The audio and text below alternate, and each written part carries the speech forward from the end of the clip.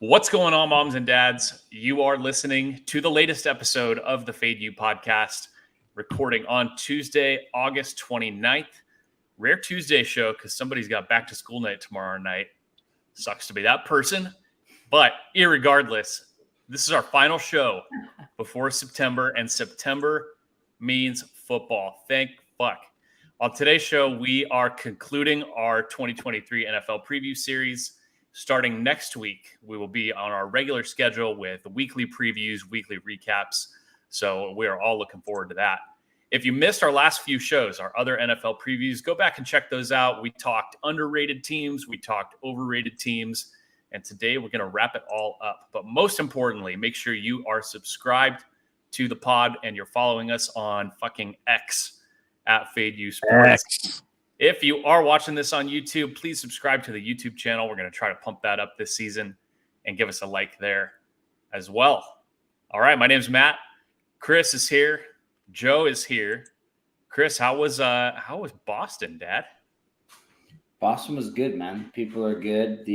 We took the home dog, Red Sox, and they knocked them off the game that we went to. And then, that was the first night of college, so week 0. That was fun. We hammered some bets. Hawaii got in the back door there. Where they covered the 17. They were down like 19 or 20, and then the Rainbow Warriors pulled out a couple touchdowns for the dad, so that was good. Joe's here. Joe, how you been? It's good to have you. We got you on a week where you're not traveling, so I don't know if we're going to get you every week this season, but it's good to have you here, Dad.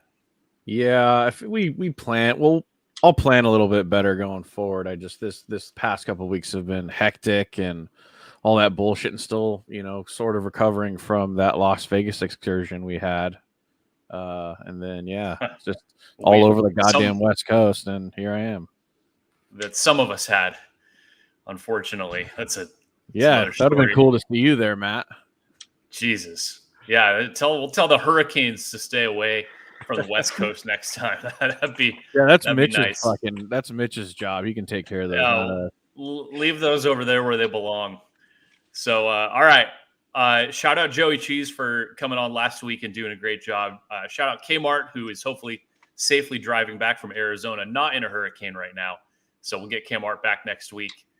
But for this one tonight, we had to have another guest on to wrap up our NFL preview and talk some more football with us. So it's Hollywood Mitch. He's on X. We're going to start calling. I'm getting in the habit of calling it X. It's weird, but I think I got the hang of it. Tough transition. Mitch Hollywood on X. And Mitch, I got to tell you, man, I was checking out your feed and I looked at the pinned tweet and I saw the Super Bowl handicap that you have pinned there.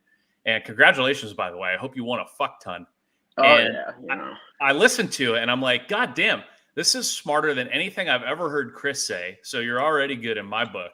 So Joe, how did Hollywood Mitch get on your radar, and how excited are we to have him here today? Super stoked, dude. Mitch has been my boy for probably 2 years. The Fade You OGs remember the Daily Degen, and I would tag somebody in some shit, and I just randomly found Mitch on Twitter, posted a fucking play, and I was like, I'm gonna take his play and give him credit for it. I don't remember what it was. I mean, this was 2 years ago, but ever since then we've always interacted, and he talks to our mom a lot too. So I'm happy to have him on the pod finally. We've been trying to get him on for a little bit, but yeah, super stoked to have him. Shout out mom. Shout out Viva Seltzer in the back there, Joe. Well done. Always. I do like Viva Seltzer. Tequila seltzers. I've seen those. They seem like they're trending up right now. Have you had one, Mitch? Fuck. Yeah, I have had one. My buddy Drew Martin lives down here in Fort Lauderdale. We went out one time. We went to the Boca Raton Bowl. He was like, "Yeah, you ever had a Viva?" I was like, "No." And he's like, "Bro." I guess he's kind of involved with them, and they're fun. I mean, I'm a huge tequila guy. Like when I'm drinking, that's like my go-to. So throwing it in the seltzer is, the best. I was absolutely toasted with Drew at the Circus Swim last weekend. Oh, really? Oh, yeah. Yeah. Knocking down a few Vivas, no doubt. Mitch, what's the best flavor? I know that's heavily debated around the circles on X. What's the best Viva flavor? I've had them twice. I think I had like a pineapple-y one. Is that it? Is that one of them?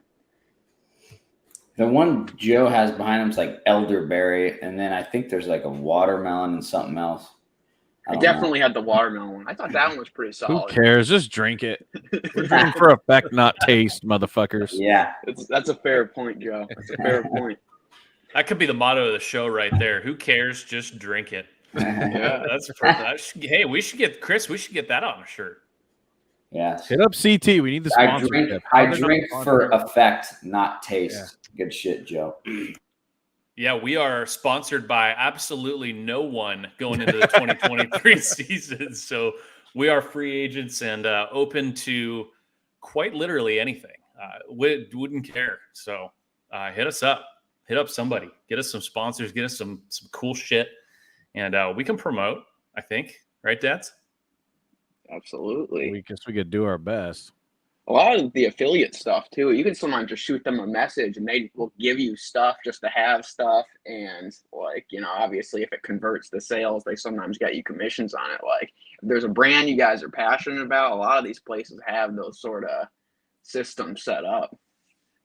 Right. It doesn't even have to work. Just send us shit. It could be like Trey Lance and not work, and we'll try to do our best with just it. Leave it there, yeah. Yeah. Like this Viva thing has been in like the last every podcast for like the past year, and I've been like, hey, CT, figure this out, buddy. You cocksucker. All right. You're muted, Chris. You're muted. Drew Martin, he's gonna come on. I know he was blacked when we talked to him, Joe, but he said he's down. Let's go. I've heard that before. I was kind of mean to him. I apologize, Drew, if you do hear this. But yeah, I was mean to him when I was several deep in the pool. And I felt kind of bad. But yeah, hopefully he comes on. Hey, we got a lot to look forward to this football season. And I think it's time we talk some NFL here. So last few shows, we've really covered a lot of ground. We talked about teams that we think could be undervalued this season, whether it's in a win total, whether it's in a division, whether it's week one or a certain spot plays. We've talked about teams that may be overvalued. And there's a few teams we left out, so we'll see if we touch on any of those. But Mitch, let's let you get us fired up here. For sure. Any teams on your radar for either reason that you think are either underrated or maybe overrated? Yeah. Who's got your interest here heading into the season? I think something to just factor in when you're thinking, especially futures, big picture stuff. It's the AFC is just such a different beast from the NFC, obviously. And I think that opens the door for teams that were potentially mediocre or are mediocre, but maybe improved in a spot here or there to really take over. I mean, in the NFC, it's really kind of after San Francisco and Philadelphia, like the door is wide open. And so something I saw that makes a lot of sense is I'm talking myself more into it as days pass, but I'm really high on the New Orleans Saints this year. I think they have a lot of good pieces. The defense is solid. I mean, the receiving core is strong. Thomas is going to play there. People hate Derek Carr. They hate on this guy. I think he's pretty talented. I think he's a playmaker. He's a gamer. Maybe he's not like a rocket scientist back there at quarterback, but he gives you a shot to win. He's a veteran, and he's going to be playing in a very shit division. I mean, he's been there longer than all those guys. The Bucs are potentially one of the worst teams in football. Carolina's got some parts to be excited about going ahead, but they're obviously like a year or two behind where New Orleans is right now.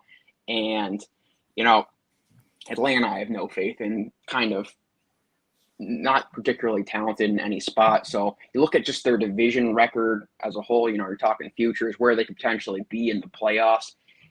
There's a good shot New Orleans potentially wins 5 games in that division. They could even sweep it. And, when you get all those wins, then you get stacked up in the playoff seeding. They could be the 1 seed. Obviously Philadelphia had a really easy schedule last year, so that's just not going to be the way this year. They're going to play some tougher games. They're going to regress a little bit in terms of wins. San Francisco, a little different, but, obviously they're going to play in a tougher division. I mean, the NFC West isn't great, but there are competitive games there. And I think that San Francisco plays I want to say AFC North as their AFC conference. So that's a tough conference too. So just big point though. I think New Orleans gets a lot of wins in the division. I think they play like two relatively good quarterbacks all season. I know they talked about like last year, Derek Carr was in the gauntlet playing, in the AFC West. It's going to be a lot easier for him. He's got a support system. He's going up against inferior guys. I think we're thinking like a light future play. I don't really have a great feel on their win total, but like potentially if you kind of want to throw a dart that's got some life, I think New Orleans to win the NFC is definitely possible. Well, yeah, these two dads in this chat right here may or may not have had a bet that hasn't what been you're gonna paid say. off What you guys got on the Saints last year. So this is probably karma biting me in the ass, but a year ago when we were in Vegas, blacked out in the Superbook. I don't even know how this started. I think Turtle Sports was there. Shout out to Finky and Kyle. Yeah, they were. Chris and I started talking, and I don't know how we got on this, but I said I think the Saints are going to make the playoffs. Dennis, they had a lot of continuity coming back. Dennis Allen was the D coordinator, promoted to head coach. I love Jameis. Like a lot of people, we've got some friends of the show who love Jameis. Huge I know Jameis guy. Big Jameis fan. And so I bet Chris a round of golf that the Saints would make the playoffs, and he took no. And the Saints proceeded to start Andy Dalton for most of their games, which didn't see that one coming. And so when you started talking about the Saints, I said, I know somebody's going to bring up this fucking bet. And the side bet I had with Chris last year. So, but no, Mitch, as you're talking, is it crazy? Like we talked about Falcons on our show a couple weeks ago. I think Kmart was talking them up. And I kind of talked up the Panthers a little bit. And maybe we are overthinking it. Maybe this is just the Saints with one of the easiest schedules anybody's ever seen. Is it crazy to think they could be the 1 seed in the NFC? Oh, no. And that's actually that's a market I wish some books would put up. Is you obviously could price it, but like to be the 1 seed, so have like the best, record in the regular season, be the 1 seed there, because you probably get like a healthy amount of plus money on the Saints there, and it just makes sense. Same thing with the Jags. I mean, all the Jags are going to play a tougher, conference schedule. Still, if like they go like 6-0 in the AFC South, they have that like fluff over all these other conferences that are going to inevitably beat up on each other. So I think that's like a definitely compelling idea. And you guys have been to New Orleans before? Ever go to the Superdome or anything like that? I have. I went to that 48-46 Niners and Saints game like 4 years ago. Oh my God. Electric City. It's a great place to visit. Everyone's so friendly there too. They're like happy to see you. Like Southern hospitality is the real deal. Love it. Oh, for sure. I mean, I used to live in Las Vegas before Florida, and I was driving across to move here, stopped in New Orleans because my buddy was going to medical school there. Went to the Saints game, I was like used to Las Vegas prices and stuff. We went to some dive bar. I was like, oh, like, can I have a vodka soda or whatever? I'm expecting it to be like, $15-20 like it is in Vegas. The guy like whips it out and it was like $4 or something. I was like, damn, like, round on me for all these guys. Looks like I'm having 9 of these then. Yeah. Chris, I just looked on our book. Yeah, dude. Saints to have the most wins is like 19-1, and our book gives shit odds. So if that's out there anywhere, people could probably get better than that. Maybe the NFL. Well, that's all NFL. Unfortunately, that's not NFC. No, but like, hey, maybe if the AFC cannibalizes each other and all those teams are really good, and it's tough for those. I mean, could the Saints go 13-4, 14-3? Dude, if the NFC is a joke and the division's a joke? I mean, is that crazy? I think Mitch brought up a great point too with everybody shits on Derek Carr, but dude, how dysfunctional are the fucking Las Vegas Raiders / Oakland Raiders when he was there? Like he's dealing with the shit defense, shitty draft picks, fucking dudes getting arrested left and right, killing motherfuckers, and he's just the only guy that's there every fucking game except for when he broke his ankle in the playoff game. That was it. He was there every fucking game. And everybody shits on him, and it fucking pisses me off because he's not a great quarterback, but he's above average, I think. Exactly. Yeah. I mean, they're 1 year removed from that version of Derek Carr. And, that was a disaster season. And then, they brought in Bisaccia, and this guy just managed to get those guys motivated. They won tons of games down the stretch, and so like I personally was actually pretty high on Las Vegas last year. They brought in Adams. I thought they had a really strong receiving core, but I overestimated Josh McDaniels. I've always hated him. I thought he was a disaster in Denver should have never gotten another job, and that guy stunk it up. They gave him the keys to the Mercedes, and he just crashed it, losing to like Baker Mayfield and like a makeshift Rams team. Like the guy's an absolute clown. I heard an interesting thing today. Like if your book offers it, first coach to potentially be fired this year, that would easily be the guy to circle, I think. Don't hate that. Okay, but how about this? Could you say the same about Dennis Allen to some degree? No, I think Dennis Allen's kind of a different beast. You know, I mean, if you're thrust in having a guy like Dalton to take over the reins, you know, and then it was obviously Jameis who, you know, obviously fan favorites here, but around the league, Jameis is pretty inconsistent. Like not 100% the guy you want to go with. I think if you stack them up, most teams are taking Derek Carr. So you got Derek Carr, you got all the weapons there, you know, and Michael Thomas, right, slant boy. He's apparently supposed to be healthy this year. He's going to go out and play. If that works, I think they're really solid. I mean, yes, there is a case he's not safe. You know, there's going to be some coaches that are completely safe, untouchable, either because they're massive winners or because they're in year one and they could lose all 17 games and it wouldn't matter because they're still kind of owed year two. He's in the middle of where it could be dangerous. I mean, the Saints come out based on all these things I said, right, and somehow have a beyond disaster season, like they place like third or second in division, like what are they, like a 7-win team? That I think they would obviously have those conversations, but still in year two, it's a little tricky to get there, but I definitely get the angle. Get in there, Chris. What do you think about this? Some of the Saints vibes coming in here. Well, I think, I'm sad that you were a day late and $1 short on them, Matt, but I apologize. But we'll have a nice golf round, and I'll buy some beers. But I just want to know, Mitch, why not, if we're talking, you know, maybe 12, 13 wins or something crazy, like they might get the 1 seed or, you know, make a playoff run.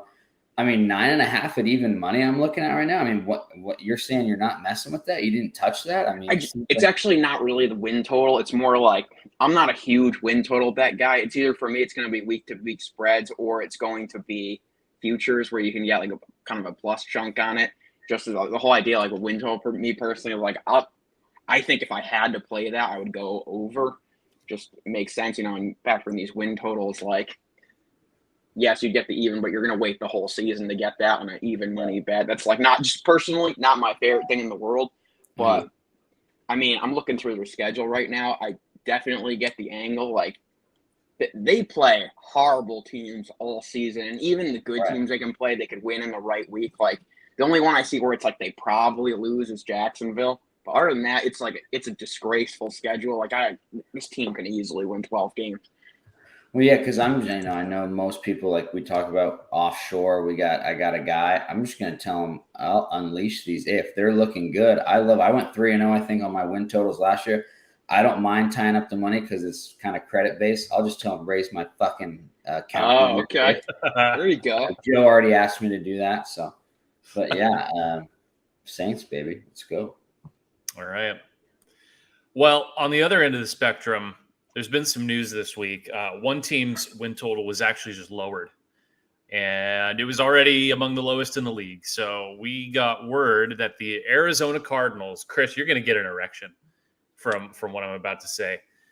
The Arizona Cardinals win total is now 3.5. They play 17 games in the NFL now. 3.5 is your win total. This team is projected to be complete and utter dog shit. Chris, they are going to be on your poopy list every single week. You're Mr. Poop. You're Mr. Hazmat Suit. How dirty is it going to be to have to be on Arizona anytime this season? I mean, that's all you're hearing. I mean, that's all Follow the Money talked about this morning. They're saying, man, they just, I think Paulie took under 4.5 or something. He goes, how is this team going to win 5? So he got it before the move. But I mean, but then Mitch made a good point. Mitch Moss said he doesn't know about fading them necessarily week to week just because they used to be in the favorite role, and now they're going to, you know, last year with Kyler being healthy and they were coming off a great season the year before, a playoff season. Now they're going to be in the role of dog every time. So are you going to be willing to lay 7, 8, 9, 10 against them every week? But very interesting. Yeah. You know, to see when these teams have such a low win total, and we know that these teams are scrappy, but everyone's saying everyone's saying they could tank, get the number 1, and then don't they have the number 2? So they're thinking they'll have number 1 and 2, rebuild with Caleb. I mean, that's the narrative, Matt, going into the season. So, well, what are they gonna do with Kyler? They gotta trade his ass or what? yeah, I guess see what they can get for him. Trade, like you're trading him on his bottom value here when he's coming off the nuked leg. That doesn't make a lot of sense. That. I know. Look at your Niners. That was the lowest Niners possible value. So what do you think, Joe? Cardinal. I mean, what do you do with the team that's projected to be this scummy? Do you wait and see? What do we do with this? Maybe it was a blessing in disguise. Because I was asking Joey Cheese the other day if his offshore book had alt over like 5.5. If I could get like some juice there, or some fucking good plus money there. And he said no, which is probably a good thing because I was going to hammer it. Now I'm just going to wait until the night before the first game and fire over whatever I can get. Like over 5.5, like plus 200. Give me that. So 2 things. And then Mitch, I want your take on Arizona if you're even willing to touch them. So this is from Clev TA. He said since 2000, teams with a new head coach and a win total of 5.5 or less are 14-7 to the over. They go over by an average of 1.3 wins. So that's out there. And then today, Ben Fox said since 1989, only 2 NFL teams have ever had a season win total this low. It was the expansion Panthers and Jags in 1995. Both had an over-under of 3, and both went, take a wild guess, Chris.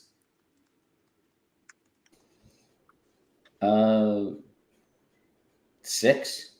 They both went over. Yeah.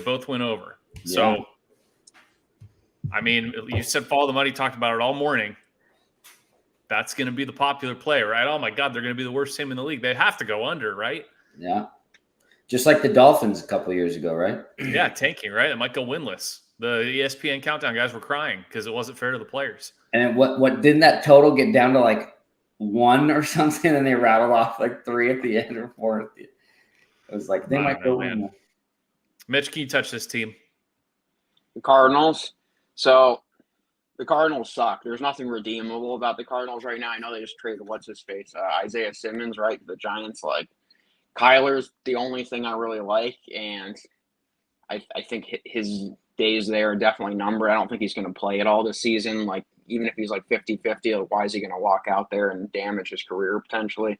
And you look to their schedule, like, they play like Houston maybe, but like even that, like it's on the road at Houston. Like, Houston's got far more redeeming players and coaching staff.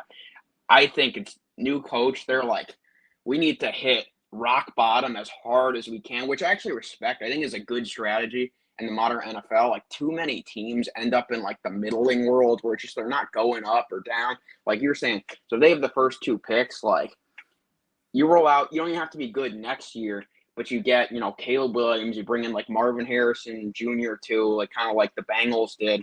Then you're like 1 year away, especially in like a dicey NFC, from being really good. There's really limited incentive for the Cards to win games here. I know the only case I can really make is like, new coach obviously wants to prove himself in some situations. And, these are NFL guys who are competing for their roster spots, so on and so forth. But it's dicey. There's very few games I like on this. Like, I would lean under the 3.5 there. I think even like under 2.5 has a little value to it too. Like, these guys suck. But to be optimistic, I think it makes sense to suck here and kind of look at them from a week to week standpoint. They're going to have crazy numbers. Like, the NFL is always very cautious about going too big on a spread because, yes, at the end of the day, these are NFL guys. They're very capable week to week. But, like, they're going to be like 11-point dogs, 12-point dogs. So I bet when you look back at them the whole season, they're going to be like alarmingly decent against the spread. Like, it'll be like, 8 and 9 or something. You'll be like, whoa, like, I never really bet the Cardinals week to week because no one wants it. But I've seen it with like these garbage teams, like they get such ridiculous numbers that it like makes it like almost hard to like fail to cover some weeks. So I think there maybe is some week to week value if you see a really fat number, like especially something you can't even comprehend, like going to put your real money on, like that's probably a pretty good bet that week if I have Double to guess. digits. Yeah, like well, Give it to me. NFL double digits is just rare to begin with, but I imagine they're going to have like 10 games on here that are double digits. I know I'm trying to think like the biggest spreads they've done now. I think they did like a 23 one time, and that didn't even cover. And it was like, I think it was a couple They did a years ago. 17 last year, I think. Wasn't Yeah, it? 17 I think you're fat. right, Joe. Yeah, I feel like you're right. I don't remember who, but I feel like 17. Maybe it was a Houston or something. Yeah. It's fine. Those are spooky numbers, but it's a lot of points, And sometimes if the game's just slow, like, say you get to halftime, it's weird and it's like 9-3 or something, like it's a lot of points towards the end. Yep. Sometimes teams are just like, all right, like it's the Cards, we're not going to kill ourselves over this. Like we're going to kind of run it out late and they'll cover. Like I'm telling you, they're going to be like closer to 500 against the spread than we think. Yeah, people are going to be like, one, just like assuming like, oh, they'll play San Francisco or whatever, and San Francisco is going to run away 4 touchdowns, and it's probably just not going to happen. Hey, well, they beat the Niners last year. Right. I don't think they did last year. I think was it? Or no, 2 years ago. Sorry, 2 years ago. The Niners went 6-0 last year. Yeah. Mitch, Colt McCoy, what number would you have to get to bet them to go winless? Ooh. Oh man. Well, let me do the math on it. Like, so they like under 2.5 roughly. What did someone take already? Under 2.5 like plus 300. 21. Yeah, it's right around plus 300. But the thing is, like, as you keep moving down, the games become kind of more expensive because it's just like, then it becomes like the world of random has higher value. So it's like, my guess is winless is like, it's got to be at least 20-1, right? Is there a price on it? Has anyone done it? Well, I see it. There's a prop bet usually that says, will somebody go winless? Exact 16-1 to go 0-17. Arizona Cardinals 0. Yeah. 16-1. That's ridiculous. I mean, if you want to throw a dart, it's not the worst thing in the world. Teams go winless in the NFL. We've seen it before. Like some of these teams suck. Ago, and like Cleveland. Browns, Lions. Through the parade for the perfect season. Teams are more likely to go winless than they are to win the whole season undefeated, right? So it takes less effort for sure. Someone on, I don't know what the sports book was, but they posted that someone got 29-1 on. That's a great price. I'd hammer that. And then there's. I feel like that'd be a fun one too. I mean, you just like you said, just embrace being dog shit. Like endure 1 year of being scum to set yourself up for maybe the next 15 years, right? Like if this quarterback is actually legit, it's so worth it. Dude, the NFL is a quarterback league, and the time scale of like how long owners and franchise are willing to be patient with some of these guys is like sometimes under 2 years. Like you got to have the guy, the head coach to go with him, potentially receiver one, like within a year, and then like be going from there and basically building. That very team did that. I mean, they drafted that dickhead from Bosco High School and then nuked him after the first year for Kyler. So they're very new to Scott this. Rosen. Oh my God, that's right. Yeah. Hey, but it's going to be, you can miss on quarterbacks though. It happens. Like that's why you got to do it with some serious due diligence. This is going to be a hilarious segment to go back to when the Cardinals win 5 games. Yeah. When they beat Washington week 1 outright. Yeah. Joe cashes his plus 350 over 4.5 ticket. Yeah. I mean that's a good point, Mitch. Like you said, like why don't people do it more? We could literally say it's a coin flip. Like what if you're gonna tank and get a good, first round, like Jamarcus Russell and shit. Like you're gonna tank for the guy that's hot shit, and then he ends up busting. Now you just tanked and now you're fucked again. So I mean, there are guys though who are like, I don't know what they call them, like unbelievable prospects, like can't miss dudes. Basically, like they're once every few years, like it's like an Andrew Luck. I think Trevor Lawrence was like that. Like Joe Burrow, maybe a little bit less to some extent, but like Manning, the way that Manning was, well, they actually had him tied up with Ryan Leaf at Johnny Manziel. No, Manziel was not that. Manziel wasn't even the best quarterback on the board, and they jumped for him. Like, nonsense. No, they talk about this kid like he's exceptional, and I don't know. I think in the modern NFL, it's like, would you rather be mediocre or take the full home run shot and get the guy who can win you games for the next 10 years, right? Yeah. Fair point. Or you could just All right, draft Mitch. him in the 7th round, like Purdy. Yeah, with that's quite literally the last pick. the Niners are the only team that can win without like exceptionally great quarterback play. Give us another one, Mitch. So you talked about the Saints being maybe like, hey, there's some value here. How about one that you think might be overrated? Anybody you think is just people are way too high on? Let me pick something that makes sense. Way too high on. Jets? Jets is tricky because I actually think the Jets are pretty talented, but they might be off to a slow start. Like we've seen it in the past, kind of sometimes a new quarterback moves to a new team and it takes a little bit to get going. They do have Nathaniel Hackett, who's been with Rodgers before, so it might be a shortened phase of that. And obviously, just the AFC stuff like that, especially AFC East, is tricky because it's like, you're going to play beasts all year long. Even like I don't want to have to do another underrated team, but like I kind of like New England going into this year because everyone's just kind of like written them off, and I think they've got a little. So, all right, I can rant on that real quick because I think it is kind of a compelling idea. So do it, Mac Jones, right? No one's talking about them.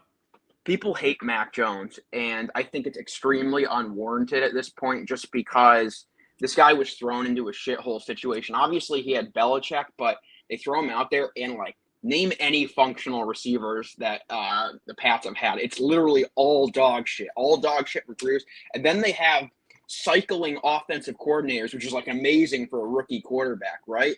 I'm not saying the kid's exceptional, but like if you want to fuck a kid up right out of school, a kid who won the national championship, like, and not only that, talk a little college football. That Alabama team had like the least friction of any Alabama team I've seen. They cruised the whole season, whooped everyone's ass. Wire to wire. Kid was Heisman Trophy winning wide receiver. Yep. They played Ohio State in the national championship. Ohio State couldn't even graze this kid. I don't remember exactly what his numbers were, but the kid, he was playing a league above them the entire game, whooped them. And so here's the situation with New England, right? They brought in Bill O'Brien, who I think is a really functional OC for this kid. Alabama ties, Patriots ties, makes a lot of sense there. And now you look at kind of the weapons they have too. Zeke, not great, might have some moments, but I don't hate the signing. Or they signed him right because he was cut. And then here's the thing: receivers, Devontae Parker. They gave him an extension because they liked him. They saw some things that are good. We've seen Devontae Parker play well in previous seasons. I mean, it's a little bit going back, but the guy is very capable. And then Juju Smith-Schuster, a functional receiver, been good on multiple teams. So, as goofy as this sounds, like Parker and Smith-Schuster and is it Hunter Henry and Jonnu Smith there, like that's the best receiving core Mac Jones has had with his best OC now. Like, and everyone's writing them off because the rest of the AFC East is like, these teams are all capable of winning the Super Bowl, but it's like you might get some very generous prices throughout the season or spreads with the Patriots, especially going up to Foxborough, like in the cold. They're going to be home dogs, Belichick, potentially snowy, maybe they can run the ball pretty well. Like, Mac Jones' strength is basically kind of just more so short passing at this point to intermediate passing, which is really good for kind of New England weather. I think there's definitely a case for Pats. Like you guys said, like people aren't talking about them because it's obvious. Well, we got Buffalo, we got the Jets, we got Miami. Like, I would not be that surprised if the Pats went like 3-3 in the AFC East alone. Like, I don't think it's like completely out of the realm. Like, they're like, could they split with the Bills? Maybe. Could they split with the Jets? Maybe. Could they split with the Finns? Maybe. Like, they're not like completely dead in all these games. Like, so I think there is a case on the Patriots kind of this year. I know to just do another quick underrated one. That's not bad. Bill O'Brien, all-time butt chin guy too. So, got a real good one. We got to factor Counts that for in. something. Yeah. No, that's interesting because you're right, Mitch. I have not heard one person in the entire summer make a case for Pats to go over their win total. Everybody's burying them. Last place, They're dead, hardest schedule in the league. They're going to win 5 games. That's all I've heard all summer Think about about this team. too. They're a 1-year removed playoff team, right? Yeah. So it was like, how disruptive could last year have been to be that far away? The NFL has so much regression in betting. Like, you're really high, you're likely to come down the next year. We're really bad, you're likely to come up, Patriots, I think there's definitely a case. Like, a sneaky pick would be like, I don't know what the price is right now, but Pats to make the playoffs, I'm sure it's plus money. Like, it might be well over 2. Oh, it's gonna be, yeah. It's gonna be. Well, the thing is, it's like some of these are a little different now. Cause it's like, obviously we're doing the 17 playoff format, right? But it's like, I don't know. I think there is a validity to the Patriots this year. Their D is supposed to be really good too, and you can have, yes, they have questions on offense for sure, but their D is supposed to be legit, and we've seen time and time again that if you at least have that, you're going to be in games. So any of these inflated spreads against them, I know on our show, I can guarantee Chris is going to be looking at them quite a bit. And I think some of the other dads too. So yeah, that's an interesting Plus one. 4.5 week 1. Let's go, baby. I think that's something like at home against the Eagles. Like, could you see on the right week, like, especially the Eagles, like, didn't play a tough schedule this year. It's week 1. Things are a little rusty. You could get to the fourth quarter and somehow, like, New England's up 3 or something. Then you got that plus 4.5 at home. And you're like, oh, geez, like, we're cooking now, right? Dude, every square, every single person in the history of the world is going to be on the Eagles in that game. Oh, the books are not going to write a fucking ticket on the Patriots. No. And not only that, it's going to be a parlay. Like, they're going to grab God. Eagles money line, safe the parlay. We're going to throw it in all kinds. They're going to tease through 0, and because it's just it's the easiest bet of all time. I'm getting points. Like, they can lose, right? Yeah. There's just simply no way that loses. No. That's good. That's a good one. I'm glad you brought that up because that's a team we had not talked about on our show all month. I don't think there's one mention of the Patriots. So it's good to find those teams that absolutely nobody's talking about. How about the other way? How about one that's getting too much love? I know Joe. Yeah, I know. I've been lately scrolling, like, thinking for that. I'm like, I usually don't think as like kind of a hater, but like, be a hater. That's what we like. Let me pour it through. Like, if I did shit. like hammer against the team right now. Okay. So, team I really like, team that's burned me so many times. I bet against them. I really try not to, but they're in a tough spot, and that is the Cincinnati Bengals. The Cincinnati Bengals are going to be starting the season again with Joe Burrow missing the entire preseason. They started very slow last year when it happened, and their division is beast. Their division is potentially, maybe the best in football. Baltimore, much improved. Cleveland is Cleveland, I think, is wildly underrated, has huge upside. Doesn't mean their season can't be an absolute dump, but, these are all, you're not getting any freebies in the AFC North, and, Pittsburgh's tough. Kenny Pickett's been, shining in preseason. Obviously, it's Tomlin. They got TJ Watt, maybe the best defensive player in all of football right now. We're used to the Bengals just mentally because it's like, oh, every year they're going to probably be in the AFC Championship, so on and so forth. It's just tough. It's tough to consistently repeat that. Burrow's significantly better than the other quarterbacks in that division. There's no denying that, but, like, they're going to have a super inflated win total, I'm sure, and I kind of think – I'm not saying they're overrated. I just think they're mispriced, if that makes sense. Bengals could easily win the Super Bowl this year, but I think the path to it is bumpier than it's ever been. And even look at just the playoff game last year when they had Baltimore at home, struggled against the backup. Baltimore's going to play with Lamar this year and have, for the first time ever, really respectable receiving core there with, it's Odell and that Flowers kid. And then, obviously Andrews. So Baltimore's a tough outing. All of those are tough outings, and I'm sure, the Bengals are favorites to win the division, right? It's like a team that kind of like a favorite I would want to stay away from. That's my thought process there. Yeah, we got to think too that Deshaun Watson might come back from his, table showers. We'll see what happens. He's got a full off season now. I remember they hit him with the big suspension. Second year with the team, like Cleveland's sound. They run the ball well. They have a very good defense. Like, I mean, coaching's always dicey there, but still, they're going to be in a lot of these games because they can shorten games, defense running. Watson's a playmaker. There was a time where we widely accepted him as one of, if not the best quarterback in all of football. Like, you give him time to ease back into that. Cooper's a great receiver. A lot of Cleveland makes sense. Like, so we're Yeah, dude. Yeah, and I love it. I'm on under 11.5. For your same reason, the division. I just think regret, like you just said, we love here at Fade You to play that regression. If a team went way too high the year before or way too low, and I think Browns are live week 1. I'm going to take them for sure. Probably be in a contest, +1.5 stinky line, little baby home dog and then maybe they go to home and the Ravens knock them off and they start off 0-2. Who knows? So we'll see. It's an awesome teaser spot too, because it's like you can get them up to through key numbers at home, like division opponent. Like if you really need one to add to, if you're doing those, really good spot. Brown cog. Yeah, I heard teaser is just free money. Like those don't lose, right? They just It's don't. like Vegas just hands never out. lose.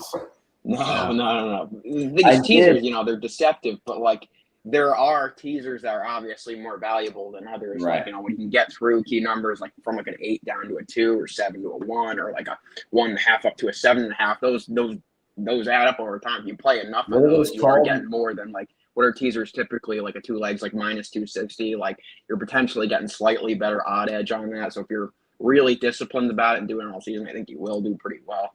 What do they call that when you go through the 7 and the key numbers? What's that they called? So the Wong tees, yeah.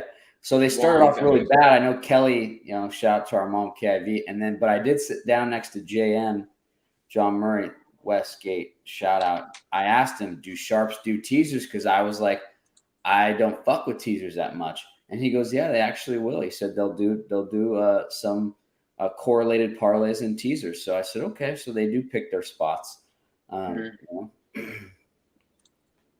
That's not going to stop you from shitting on them every time you hear about one, Chris. Oh, yeah. You're not a teaser guy? When someone says, oh, I lost my teaser, I'll be like, oh, shocker. They're called fucking teasers. Yeah, well, Vegas says, here's 7 points, and you're still going to fucking lose. Have fun. Yeah. People are throwing like everything under the sun. If you're going to do a 10-leg teaser, like books love that. It's like fixed odds. Like something's going to get fucked up. All they're basically asking for in a teaser, too, is the bet's like, does one funky play happen? Like, pick 6, boom, there goes the teaser. Like kick return, touchdown, boom, there goes the teaser. The odds of those happening are like much better than not. I like the one that Follow the Money talks about, the reverse teasers. So say instead of getting Browns +7, you lay the 7. They said those pay the shitload. And that happened. I mean, in the NFL, we know that shit happens all the time too. You give points away. Yeah, you give instead of get extra, you give them. And it's like, we see it all the time where, like you said, Matt, a lot of times the point spread doesn't even come into play. Like teams getting 6, they went outright anyway. So 5's a dead number anyways. We could just tease through the 0, right? Or up to the 12. Just fucking lay it. Yeah. Mitch probably hasn't heard us talk about all this bull. He's like, what are these guys talking about? We always say, oh, yeah, I'll tease it from 5 to +1.5. Don't worry, Mitch. We'll have you on in like week 4. You're going to be like, holy shit, these guys are fucking wild. Yeah. Looking forward Mitch, to it. You did touch on something that I thought was interesting with the Bengals, and this will probably be our last thing. But you mentioned Burrow, no preseason, right? He got hurt. So, and this is kind of getting a little bit ahead of ourselves talking about week 1, but is there any thought to betting against teams that don't play anybody in the preseason? I mean, there's several teams about the league that I don't do any preseason correlation, like 0 life to it. None of it matters. None of it matters. I've never seen it matter. Like that's like one of the things that kind of I like Pittsburgh this year, but like everyone's like, oh, you've seen Kenny Pickett, they're scoring touchdowns every time out there, and it is not the same thing. Teams are not showing what they're trying to do. It's all guys battling for roster spots. I've even heard the NFL has kind of moved away from preseason to kind of really doing their prep during like the midweek practices. It's less dangerous. It's more controlled. You can create situations rather than like, whatever can happen in a 60-minute like fake football game where you're cycling through starters. Like I think there's value in betting preseason sometimes if you really know what you're doing and you're familiar with roster spots and numbers and stuff. But like, I think as far as it relates to going from preseason to regular season, I think it's nonsense. Chris, Joe, you guys want? I mean, you got teams like Pittsburgh, like Mitch mentioned, that just went balls out all preseason. Like they were. Tomlin even said, like, I think it's important to spar before you get in the ring. Oh God! And you got teams like the Rams and Chargers that didn't play one starter the whole time. Doesn't matter?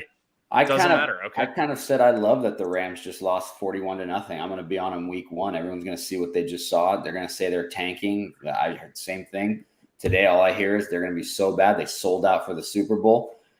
But the line's going down. It was 5.5. Now it's 4.5. And I see 70% of the action on the Seahawks. So, and we see Harbaugh though. Harbaugh always balls out. They had the record for the most wins in the preseason, and he's like 6-1 against the spread in week 1. So he comes out hot to the season too. So yeah, I don't know. I think Mitch is right. I think you take it with a grain of salt the preseason. Definitely. All right, good shit. Mitch, thanks a lot for hanging out with us. So that was a good time. It was a pleasure. Thanks for having me on, guys. Once again, everybody, we're on Twitter, on X at FadeU Sports. Make sure if you catch our YouTube, links in the Twitter bio, get on that, subscribe to that. We're going to do more video content this season. And we got a lot coming up this football season, this NFL season. We can't wait. Mitch, just share with everybody, where can they find you and where can they find all your stuff? Yeah, so I just post everything on Twitter right now. I mean, everything's free. I shoot these videos a few times a week where I give out my NFL picks, kind of just talk 2 minutes through what my thought process is. They've been pretty successful the past 2 years. So, like, if you ever want to see it, feel free to follow me on X, right, not Twitter, at Mitch Hollywood. Sometimes I post memes that hit and miss too, good content as well. But yeah, that's where I'm at right now. Love Twitter or X, and it's a great place to be in the sports betting space. Yeah, dude. Mitch is a great follow. He's a funny guy, sharp dude. He's a good follow. If everybody. Mitch, did you go to UConn? Yeah, I did go to UConn. Oh wow! Tell me you had a future on him in the basketball March. I didn't. I actually got to the point where I am not a college basketball veteran guy, but like I got to the point where it's like got tons of boys who went to UConn, and it got to the point like I picked against them once in one of the early rounds. I don't remember who it was. I had maybe St. Mary's against them, and UConn, routed, covered every game. And my boys said, "You better not fucking pick on them the rest of the tournament." So I had to week in, week out. And I'm a very superstitious guy. It's probably one of my weakest betting habits. But like, I was like, dude, like I gotta lay like my actual unit against UConn every week. So, from there out, it was like, we got Arkansas, Gonzaga, we got Miami, got San Diego State. And it was like, it's an emotional hedge, but like, I think it was worth it. It was kind of in some ways buying a championship for my Huskies, but. Yeah, that's amazing. We'll have to get into some of the superstitions next time we have you on. That'll be a lot of fun. We need to just do a superstitions pod. That would be pretty electric. We do. I 100% agree. They're so dicey too. It's like, what's the risk of me not doing it? It's like I can't risk it, I absolutely love it. Everybody, make sure you follow Mitch. He's at Mitch Hollywood, like you said. Everybody, tell your friends about our show. We're trying to grow this season, so tell your friends about the Fade You podcast. Share the link with them. Tell them Chris is an idiot and Joe's just drunk half the time, and actually everybody's drunk half the time. So.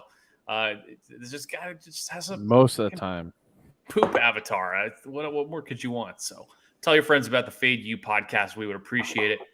Chris, do we have a college pod tomorrow? Yeah, we're gonna come on. Me, Kmart, and Joey Cheese. We're gonna do some picks for week 1. Oh, perfect. Also shout out Joe Ranieri if he's still here, making fun of Chris for drinking Michelob Ultras. He just texted me, sent a screenshot. I sent it to the boys. So shout out Joe if you're there. You're next. Thanks for the DM, Joe. Love you. We love you, Joe. We appreciate you hanging out and listening and following along. And we appreciate everybody who's out there following the Fade You podcast. We will see you guys tomorrow for week 1 college. Be here. And then next week, baby, we're previewing NFL week 1. We can't wait. Chris, what happens sometimes when you bet on poop? You take Skubal and the Tigers, they're down 4-0 to the Yankees. Sometimes it happens. Sorry, guys. Ride den, baby.